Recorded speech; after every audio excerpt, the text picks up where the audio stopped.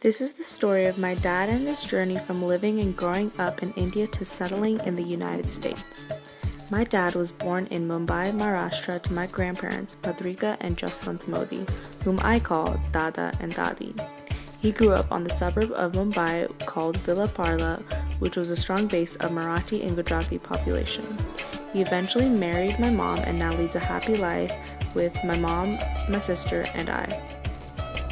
When my dad was in his teens, India went into a national state of emergency in 1975. It was a 21-month period till 1977 when Indira Gandhi, Prime Minister of India, ordered through President Fakhruddin Ali Ahmed to put India in a national state of emergency due to political arguments between different types of government heads, resulting in protests and riots. The government cited threats to national security as the war with Pakistan had recently been concluded. Due to the war and additional challenges of the drought and the 1973 oil crisis, the economy in India plummeted. The government claimed that the strikes and protests organized by the people had paralyzed the government and hurt the economy of the country greatly. Because of this, Gandhi saw it best to pass this emergency. This order allowed Gandhi the authority to rule by decree, allowing elections to be suspended and civil liberties to be curbed. For much of the emergency, most of Gandhi's political opponents were imprisoned and the press was censored. It was between 1967 and 1971 when Gandhi was able to gain near absolute control over the government, the Indian National Congress Party, and the parliament. Gandhi stood for socialism in economics and secularism in matters of religion, and was also a supporter of the poor and for the development of the nation as a whole. This made her very popular with the hoi polloi in India and was able to lead the nation like this for 3 years. During these 3 years, voting rights were taken away and families could not plan for the future.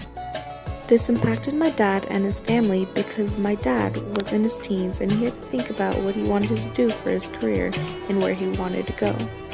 Also, in 1976, my uncle, my dad's brother, Karthik, was born. During the emergency, being able to start new construction was hard, and it caused a low demand of supply in my grandfather's iron business. This made my dad's family struggle earning money in the business. A couple years later, in 1978, India decided to demonetize the rupee. This was because of a rumor that was circulating that the 100 rupee note was being counterfeited. As a result, in January of 1978, all high banknotes were demonetized by the Indian government to curb unaccounted money. Because of this, markets slowed, which resulted in a significant drop in prices. This had a negative impact on businesses all across the nation, but a positive impact to the middle class because it allowed them to save money, buy goods for cheaper prices. My dad's family made their income by selling iron. Due to the market slump caused by the denomination of the high notes, our businesses had also increasingly slowed down because people could not afford the iron. This really impacted my family's source of income because it took a lot of business away, and my dad had to help my grandfather restart his business and get more customers while attending school. In 1987, my dad finally made the move to decide to study and immigrate to the US all by himself. My dad graduated from the Pacific State University in 1992 and went back to visit his family. During this time, the Bombay riots broke out. These were riots that broke out through December of 1992 to January of 1993. These riots were mainly caused due to the escalations of hostilities between Muslims and Indians. These hostilities between the two groups rose in reaction to the demolition of the 1992 Babari Masjid, which was a mosque and a temple combined. It was during these riots that my dad came home from Los Angeles for the New Year's. My dad and his family had to stay indoors because the streets were too unsafe to go out. During these riots, people went to other people's houses and took their belongings.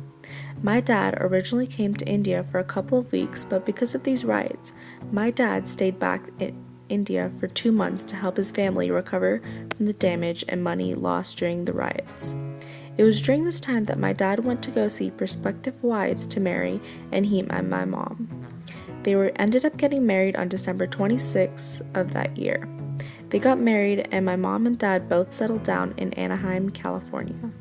In 2000, the U.S. passed the Life Act. This act limited the amount of family that could immigrate over when a family member becomes a U.S. citizen. In 1999, my dad's parents made the decision to immigrate over to the U.S. after they found out that my mom was pregnant. Because of this act, they were able to gain their visa and green card faster. In December of 1999, my grandmother had already immigrated over to the U.S. to help my mom during her pregnancy. My grandfather was supposed to come in January of 2000 after closing the family iron business. My dad was headed to leave for India to help my grandfather in 3 days when he got a phone call saying that my grandfather had passed away in a car accident. This act allowed my grandmother to leave America and go to India for his funeral and was able to return. My dad, however, could not attend his funeral because my mom was 8 months pregnant with Anika and I. Exactly a month later, Anika and I were born. On September 11, 2001, 4 planes were hijacked and 2 airplanes flew into the Twin Towers in New York. The impact of these buildings caused the buildings to collapse, losing thousands of lives. The men that orchestrated the attack on the U.S. belonged to a terrorist group called Al-Qaeda, led by Osama bin Laden. This attack on the U.S. sparked anger in many Americans as they began to see brown-skinned people and Muslims as terrorists. People were being questioned and police were everywhere. After the event of 9/11, my parents faced many difficulties at work and outside in the community. My dad told me that the next day after the attack, police were randomly going to people's house and questioning them. My family was one of those families that were questioned. After the police left my house, my mom and dad both went together to go buy an American flag to hang up in front of our house to show people that we were proud to be Americans. In 2007, the Great Recession started and ended in June 2009. It began with a housing bubble that resulted in major cutbacks in consumer spending. Many people lost their jobs and companies were reducing their cash flow as well as laying people off. When the housing bubble burst in 2007, financial institutions began collapsing. Due to this, small business owners were suffering. Small businesses experienced a lack in cash flow, which forced many to permanently close their doors during this time.